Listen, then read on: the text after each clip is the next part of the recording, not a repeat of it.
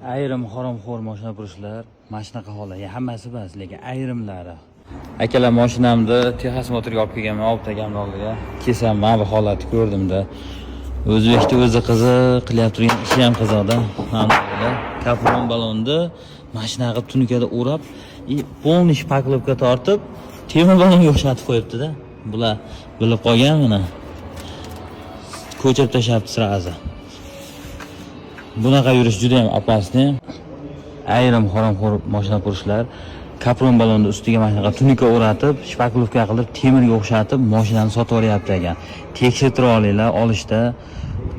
Nima deysizlar? Shu to'g'rimi? Insofdanmi? Bitta kommentariyada izoh qoldirasizlar bu bo'yicha.